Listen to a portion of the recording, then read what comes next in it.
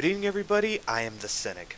I'd like to speak about a topic that has returned to my newsfeed of politics, psychology, and economics. The controversial concept of sex bots and the camps that both support them and those that demand an immediate ban and halt on all production and development. The former in support for obvious reasons of attaining sexual satisfaction without all the stress and headache that goes into trying to court/woo a woman, and the latter opposing, for all intents and purposes, the exact same reason. Two main points are brought up by the opposing side when the topic comes to light. One, that sex bots will harm real-life relationships between men and women, and other dynamics, but let's be real here, this is the one they are most concerned with. And two, that women will be seen as sexual objects by their likeness being used in a sex/companion robot that is incapable of declining sex. So, allow me to address these two arguments. First off, the harming of the real-world relationships. Now, if you listen to anyone speak about this issue who isn't in support of it, you'll inevitably hear something along the lines of, robots can't give emotional intimacy and needs that people have.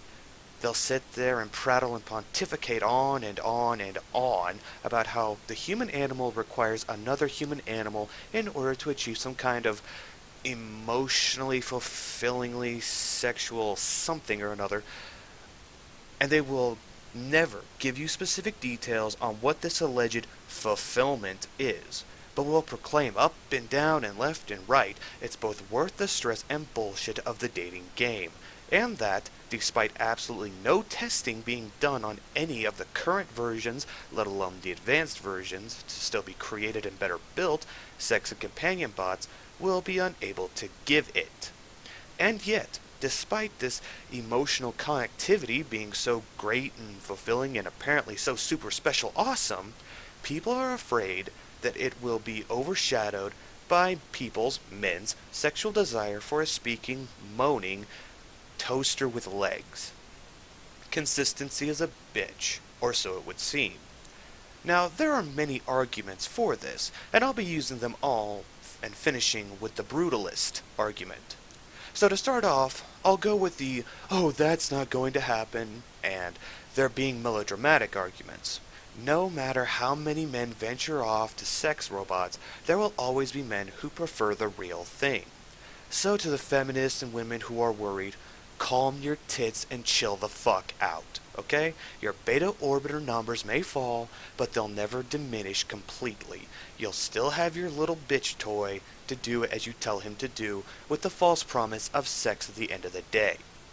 And another argument that could be made is, if you look at the comment sections for these kinds of articles, it would appear that the men who want to have sex with these bots are undesirable to women anyway.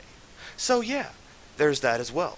Kinda pointless to ban them if women didn't want to have sex with the guy in the first place. One of the bigger ones I've come across in the form of the court of public opinion is the issue of population decline. The belief that the population rate will drop because too many men would rather have sex with robots than women. And robots can't get pregnant. Fine. Alright, fine. Robots cannot get pregnant. Yet. Artificial womb technology is on the rise, and in a century or so I can foresee this womb being implanted into companion bots with eggs either donated willingly by a woman, or another man having some of his DNA modified, placed into an egg, and having his genetics play female to the companion bot owner's male. Men and men having children? That's impossible, you may say. Though, new developments in the field of embryonics will contest such a claim. Bath University and their research into transforming human skin tissue, yes, even men's, into fertilizable human eggs might have something to say about that. Links below. Another thing is that women will still be around, and if they want to get pregnant, they can go to a sperm bank and get themselves knocked up. It's not like sex bots will suddenly make every vagina in a 10-mile radius shrivel up and barren the wombs. Though, that's the female's choice to allow herself to get pregnant, not the male's. But still, with Western countries being the point of focus, and our population's already declining, the number of babies born will drop even more when the sexbot technology becomes more desirable than intercourse with a human female. And you know what? Life will go on. There will be change, perhaps unprecedented and dramatic, but you know what? Change happens. The Pandora's box of male sexual gratification has been opened. There is not enough shame and blame in the world to stop it now.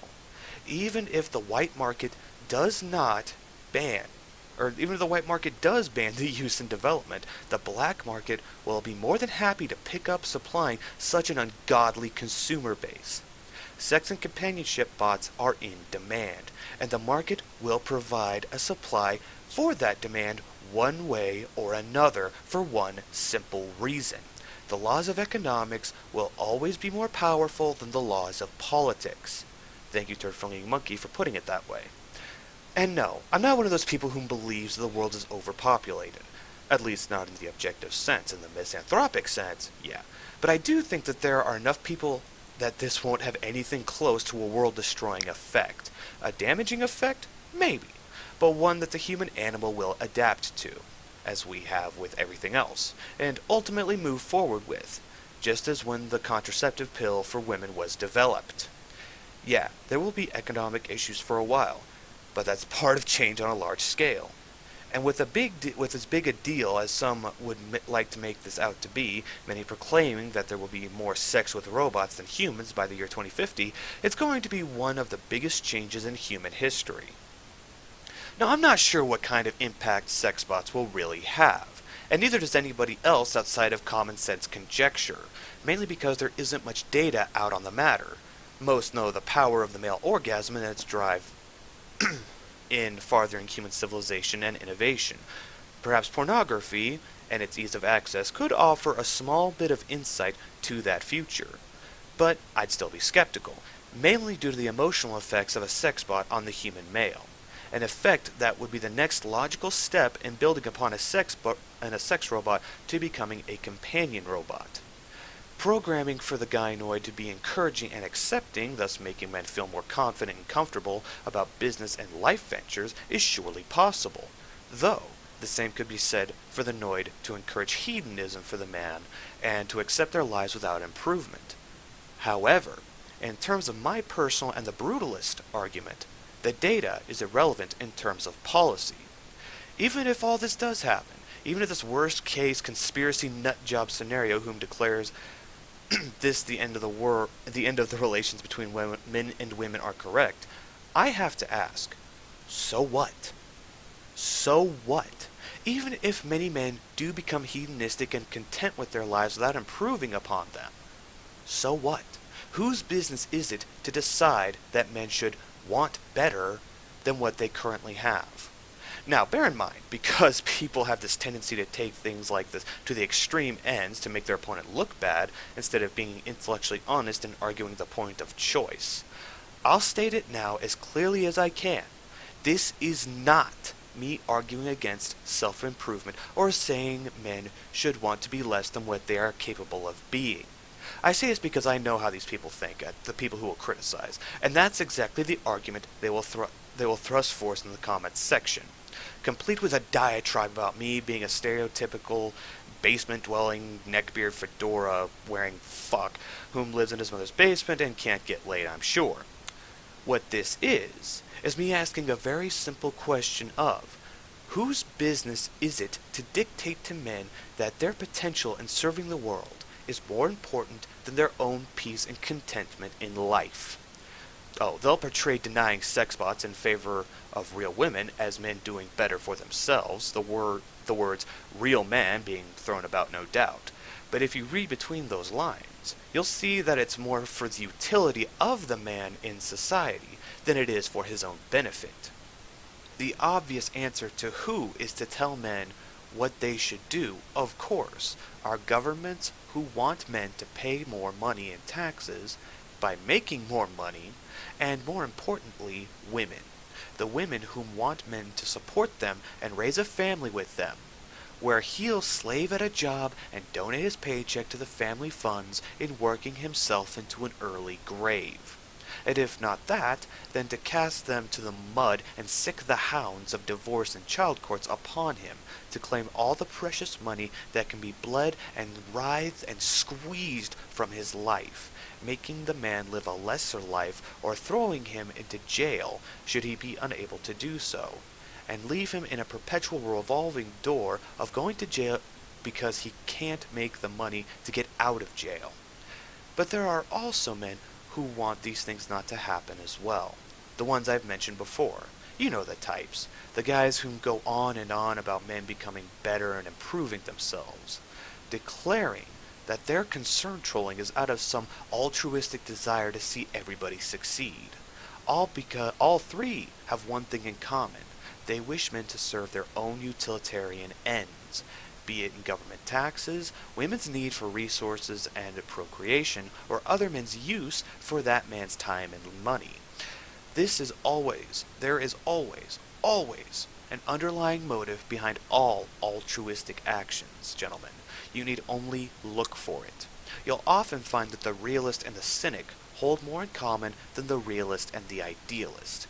The issues these people have boil down to the notion that humanity is becoming more isolated, that men and women won't interact as much, and that women won't get the husbands to take to the cleaners, and children won't get fathers to be alienated from, and so on and so forth.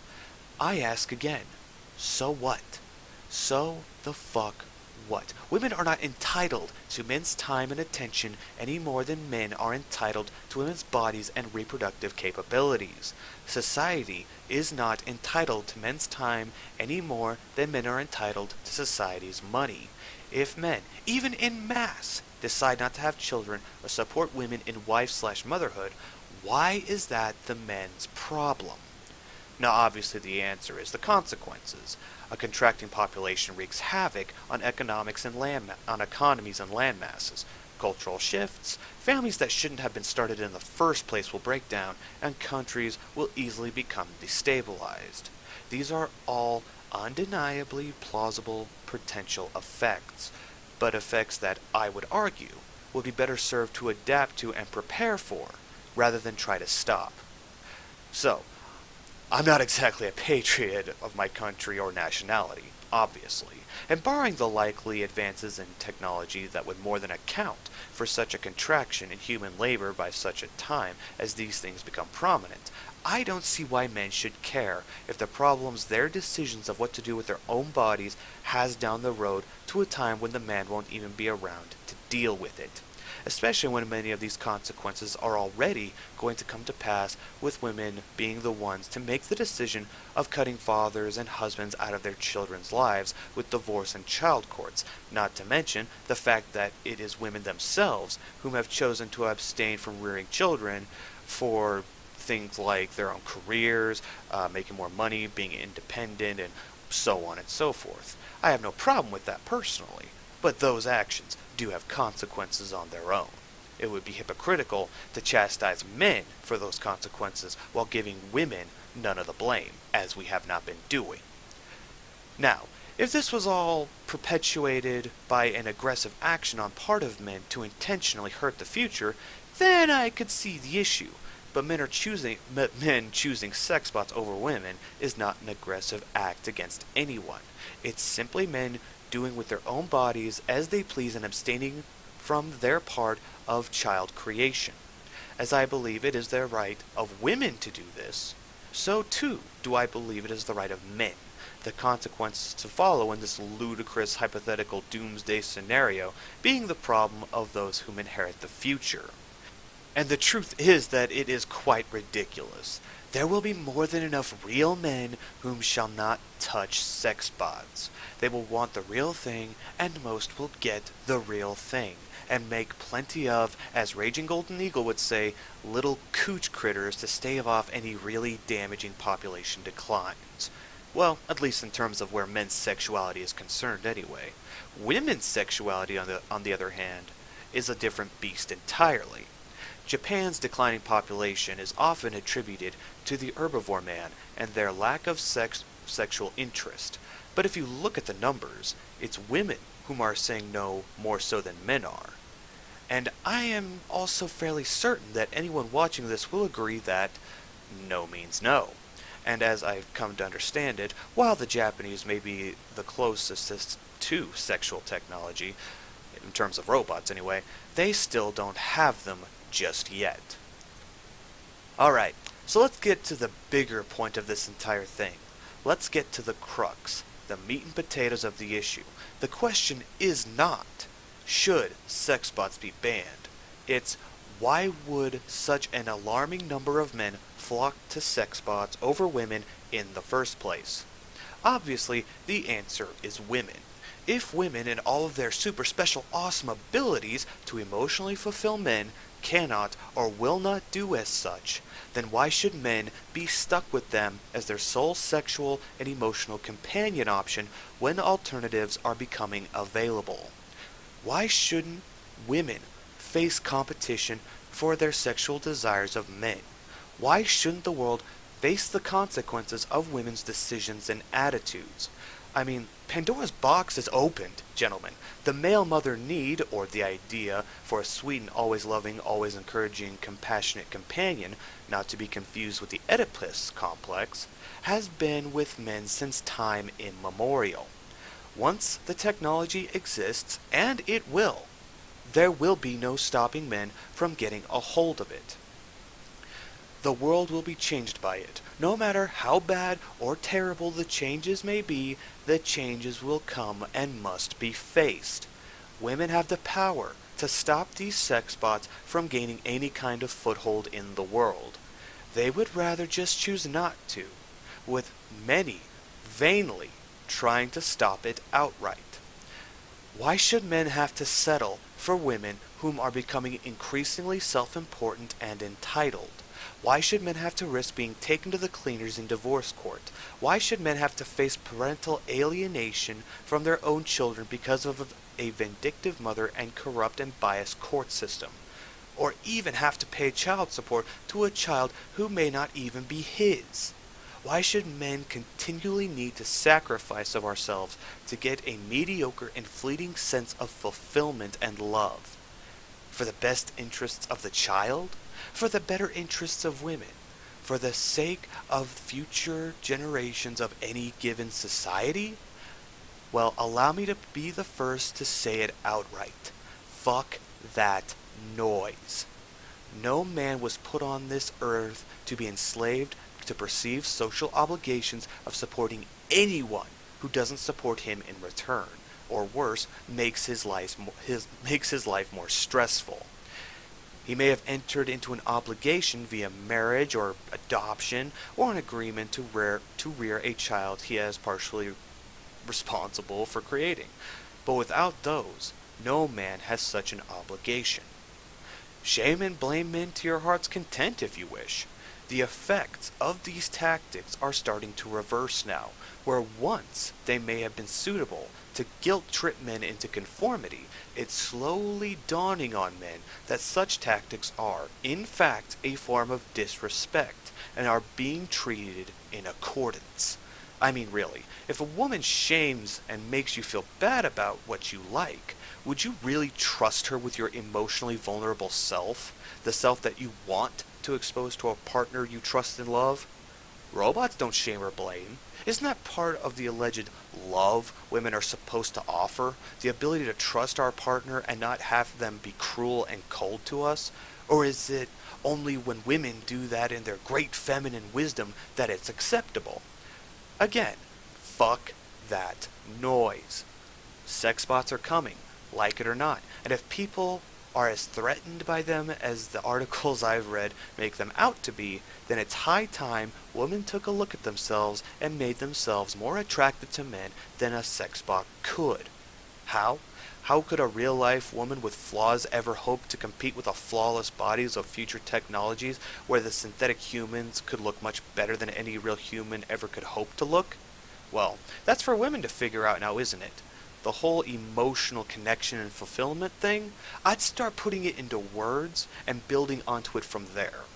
In the brutalist argument, let it be known that men don't need a reason to give up on women, if that's what men want to do, as they owe nothing to men Women are not owed anything by men either, and should not be able to deny men sex and companionship bots simply because they feel threatened by them.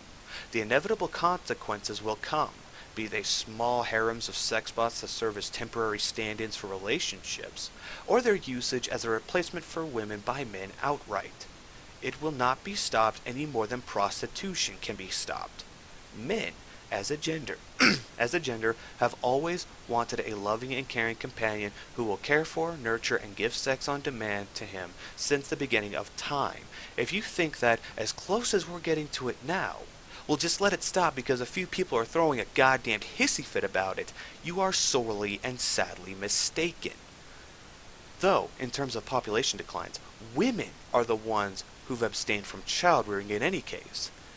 The headcount of Western countries is likely in decline because women and economic factors anyways, so it's not like men opting out will change that course of action.